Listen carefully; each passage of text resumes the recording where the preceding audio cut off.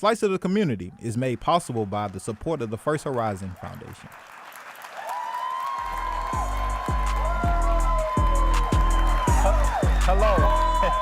Hello, and welcome to another episode of Slice of the Community. I'm your host, Jerome Moore, and today we're live in the studio joined by an audience with featured guests from our brand new show, The Good in Us, and our first two guests are Ashley Hughes and Lionel Matthews from My Brother's Keeper, I Lead, I Read. Man, I appreciate y'all being on the show. Man, thank you for having us. Yep, and this is your second time. Absolutely, double love time. being here. And so we just had an amazing screening. And so for those that are watching at home, you'll get to see clips as we talk throughout our conversation. We had a live audience join the conversation and just be able to enjoy the screening. But I want to start off with the first question, like, why literacy? Why is that important for you all and important to pour into Black and brown boys? I'll start with you first, Astrid.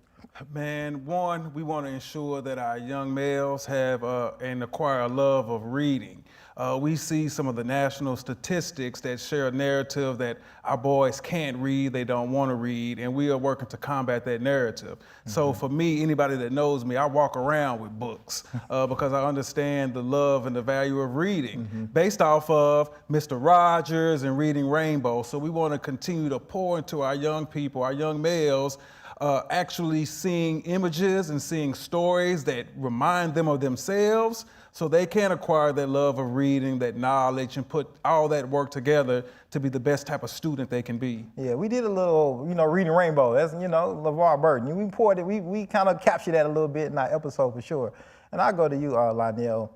What barriers do you really see into being able to pour into our youth, into our boys when it comes to literacy?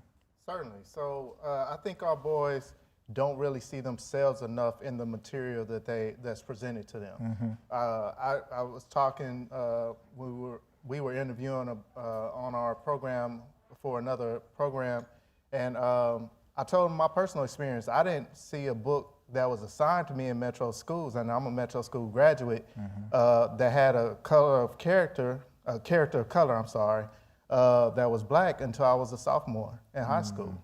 And some of my favorite books were Judy Blume books. I love Super Fudge, Freckle Juice, Tale of a Fourth Grade Nothing. Those are my books in elementary school. But it changed my interest in learning when I saw The Learning Tree by Gordon Parks as a sophomore in high school.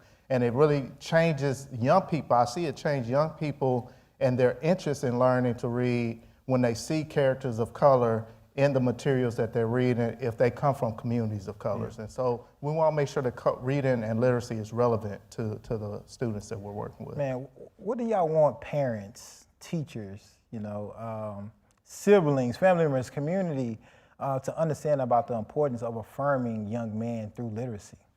Man, so I think one, why we always try to make certain that everything is culturally responsive, because we understand through the data, the research, and our lived experience that when young people are valued and they are told that they are valued, they'll show up differently, right? We start off all of our programs with an affirmation because we know mentally if we get our young people thinking about the frame that we're trying to present to them, they'll show up because they feel valued. Right. And we want our young males, particularly our young Black and brown males who don't always see the imagery in the community that is highlighting their excellence, their academic excellence. We want to be the beacons of light to showcase to them you are valued, you are loved, and we understand that literacy is a pathway to liberation, and we understand that through reading, it'll help with writing and with communication skills. And we know that our young people need strong communication skills, and to pick up a good book and to learn and cognitively understand that story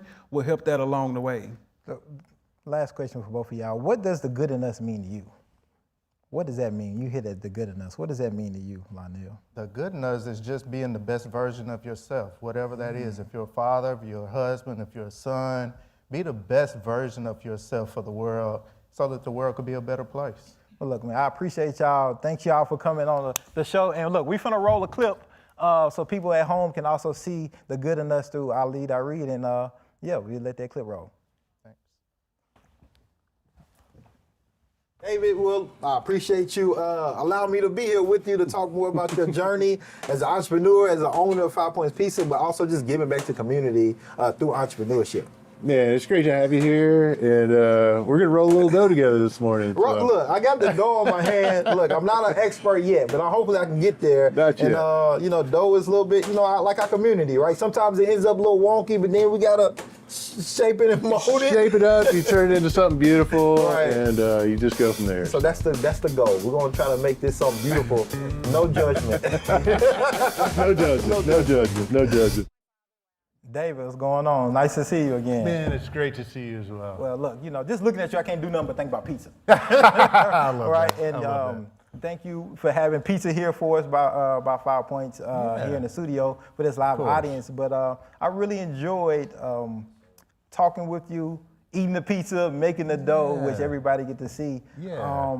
But just talk about being a small business owner and what that means and pouring that into community. In terms of community, I believe being a small business owner, we're actually members of the community. This is where we live. This is where our employees live. This is our home. And, we just feel as though we are part of the community itself. And of course, we want to make the community better in any way we can. Like I said, it's our home. So, What is some advice you would probably give to other small business owners that's kind of trying to struggle that balance of, making their margins, running the business, making money, but also being intentional about making sure the community is welcome and it's inclusivity and being able to pour back in the best way that they can? Of course. There's a lot of ways, I guess, to answer that question. I would say, it doesn't always have to cost money. To pour back into your community. You can offer your time, your energy, lend your voice to those who don't have the voice that you have. There's just so many ways to go about it. You make strong relationships when you do that within the community, and you strengthen your business. I think we all want to live in a better community. So of course we're gonna try to do the things that we can do. And I love that you all are partnering with Empower Tennessee, and that's something I learned of like that partnership and just thinking about, having menus in Braille. It's like ashamed as I am to think about it, it's like that's not something that I would, that I think about, but it's something that I should, right? Well, and I agree with that, and that's something that we didn't think about until they approached us. We have a lot of people approach us with issues, and I think we're kind of in a unique position to address those at times. And working with them, they're great people, and we really appreciate them coming around the shop. They've educated us, and we appreciate that. Well, what advice would you give other small business owners when it comes to making an impact in that community? Start small and be consistent. There's so many ways you can contribute.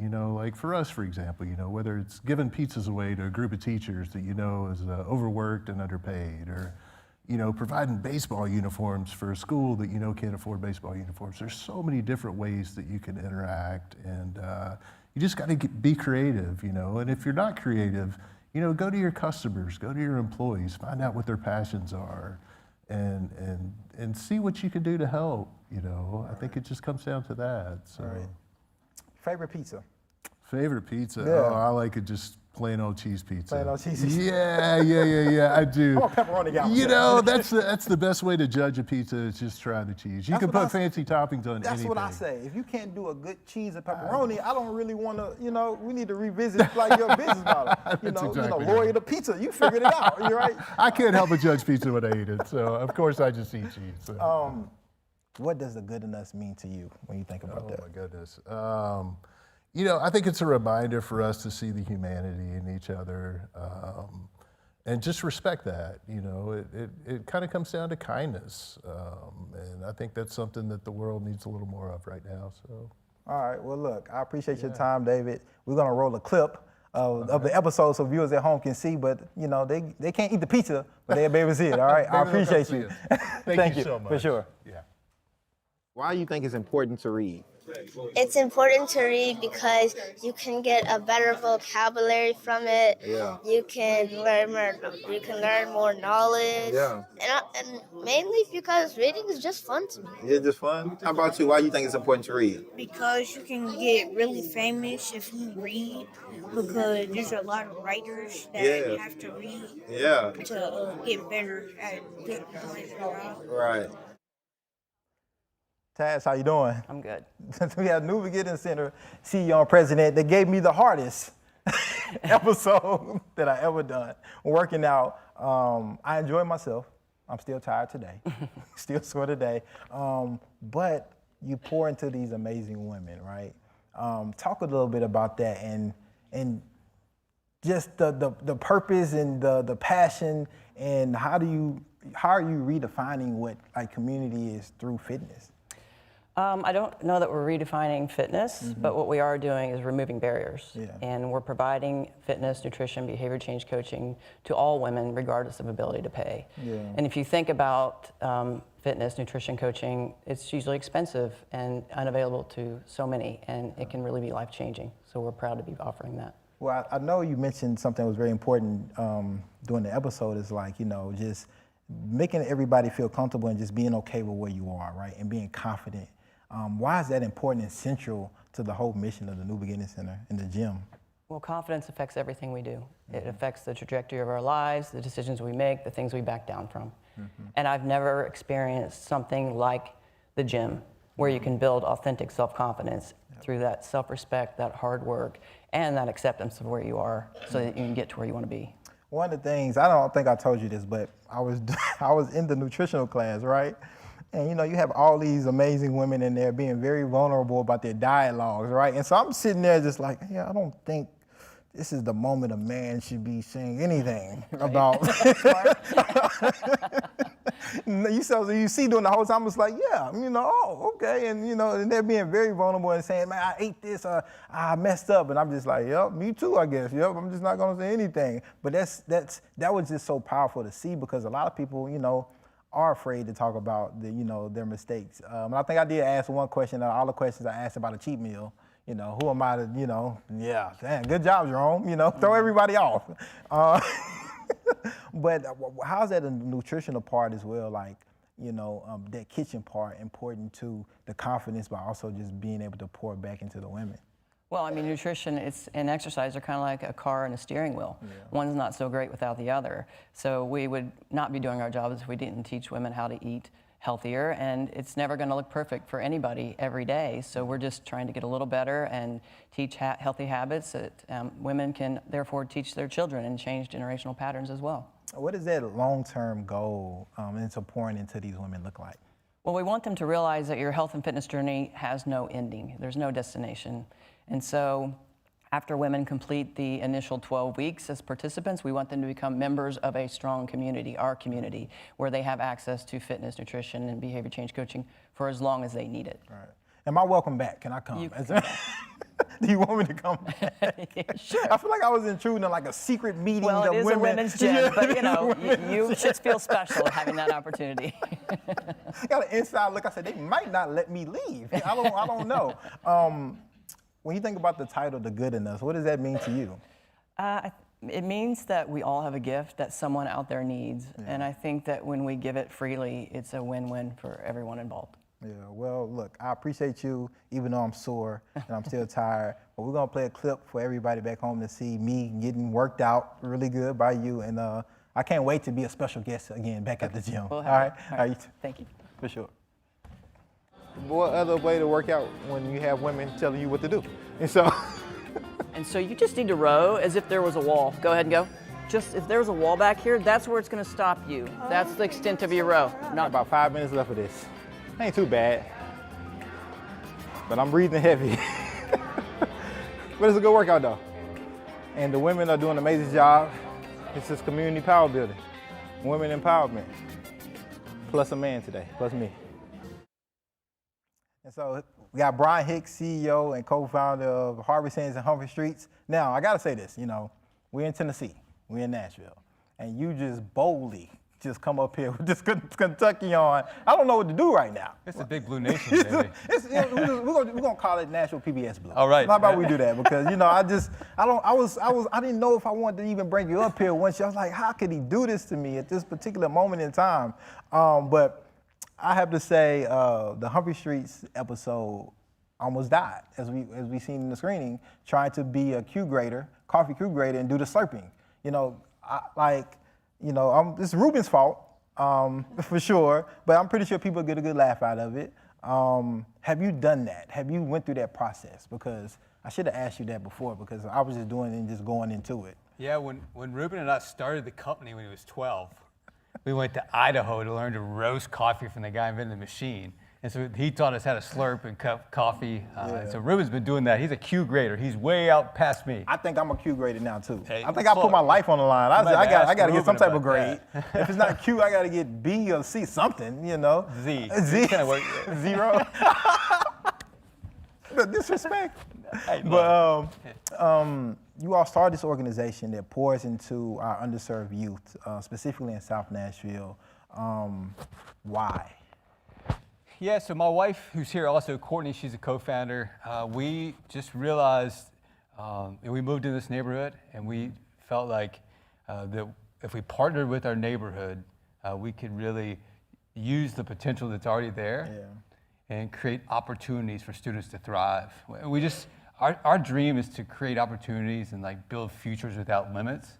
And so we've always seen our work as not like to be the savior, but to be someone who's a catalyst. To create opportunities, and so we've just kind of partnered with our neighborhood, and without our neighbors, it wouldn't exist. And how can communities like long term like invest into our youth?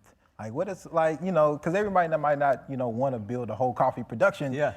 But why is that important to build, and what are ways that you can see people in communities, everyday people, to just build and grow with our youth? Yeah, I mean, I think that so much of investing in youth is just using the resources. I mean, we put our money in the things that we care about. And so as Harvest Hands, we've just over-invested in kids. Like we don't hire students to make coffee, we make coffee to hire students. And so you gotta really ask yourself, why do you do what you do? And for youth, I think if they matter, you'll make decisions based on how you invest your money that benefits kids. I mean, you can't tell a kid, hey, you should get a job if you could create one for them. And so that's what we've tried to do. All right. What does that long-term mission look like for you all? Well, I think long-term at Harvest Hands, the goal is for the students who, like Ruben, well, he was 12 when he started, he's 29, you saw him teaching you to cup coffee. It's for every one of the students who've come through our organization to one day run the organization. To work ourselves out of a job. Because that's, you know, you got to build a future without limits. Well, I might have to go back because my latte art didn't hit like it was supposed to hit. As you seen, Breesy showed me up.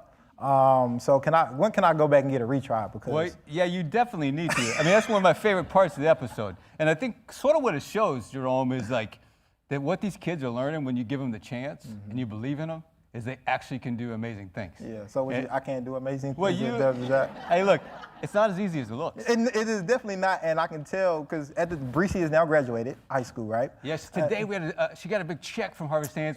Every year that she was with us, she got $500, so she got a check today. Well, I need to go because I didn't get paid for that when I worked, and so I need to go, cash that in. But I definitely need to go back because it's not as easy as it looked. And I thought like I was following the directions properly, but clearly I wasn't. And so I definitely need a couple of retries. I'm not good at it either. But you can tell Breesy was really getting like kind of frustrated with me a little bit, you know, because she was like, just let me do it, and then that's how we got to the end. But what does the good in us mean to you? Yeah, I love the question. I think for me, the good in us is all about the word us. You know, when we go into communities and we think it's about us as individuals, about me, I think we miss the point. And I think the real change that happens in neighborhoods it's the proverb that says, you know, if you want to go fast, go alone. If you want to go far, go together. And I say, if you really want to do good, don't make it about me, make it about us. And so, to me, I think it's just all about understanding that true change happens when you partner with people for good.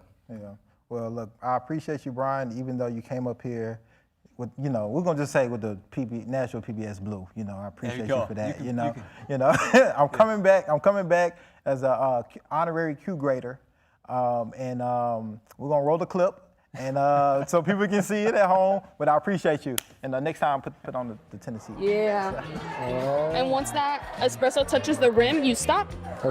And you go down, so you want to bring it very close. And then pour. Like, I don't know how to explain it. Well, I'm not nervous right now. Okay, am I going forward with it? Yeah, you pour forward. Try it one more time. Okay. You do, okay. Where's my leaf? I want my leaf. Here. Beatrice, how you doing? Muy bien, Muy Jerome. bien. Sí. And so, because Voices at Nashville is focused on Spanish, and as we all seen in the episode, my Spanish is perfect, perfecto, right? But for viewers at home and for the audience, we have our great executive producer here, Megan, whose Spanish is better than mine. That's going to do some translation for us. But also, I think this speaks into the whole point of Voices at Nashville and using language to be a connector, right? And so, how is language a connector within community? How does it build community?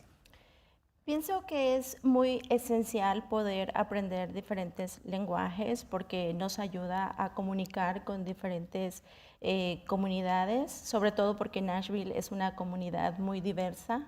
I think it's essential to be able to speak other languages, to be able to connect with different communities, especially because Nashville is so diverse.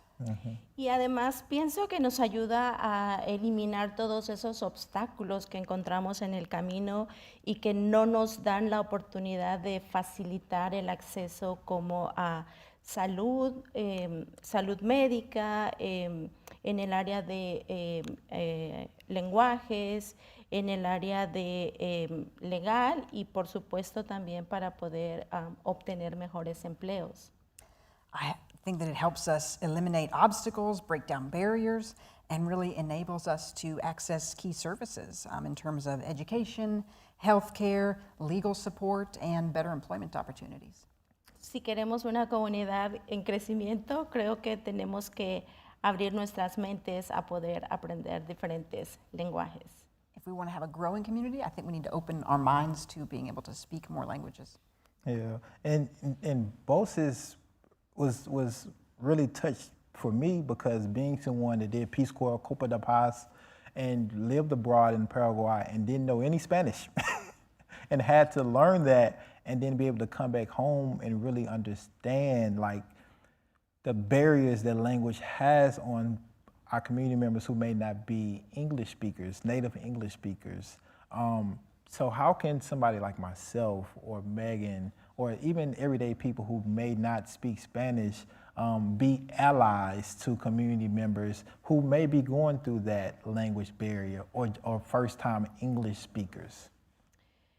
Pienso que para mí un buen aliado en la comunidad es poder tener personas que aceptan tu lengua nativa, ¿verdad? Tu lengua materna y que te dan la oportunidad de poder usarla en diferentes áreas sin tener miedo a ser discriminado. I think that to be a good ally, we need to have people who accept that people can speak their native language, not a second language, to really allow them to have opportunities and be able to use it. Y este es un gran ejemplo, ¿verdad? El poder estar aquí, tener la oportunidad de poder hablar en mi propio lenguaje, me hace sentir en casa, me hace sentir incluida. Entonces pienso que ustedes son unos magníficos aliados para la comunidad. Beatrice says that this is a great example, and she really feels included and accepted here by being able to speak her native language to be better communicate and feels at home. También hay oportunidades de que muchas personas que estén interesadas en poder aprender diferentes lenguajes pueden participar como voluntarios en diferentes organizaciones. Also, people who want to support as allies can be volunteers in different organizations. Sí. Yeah, volunteer like I did, right?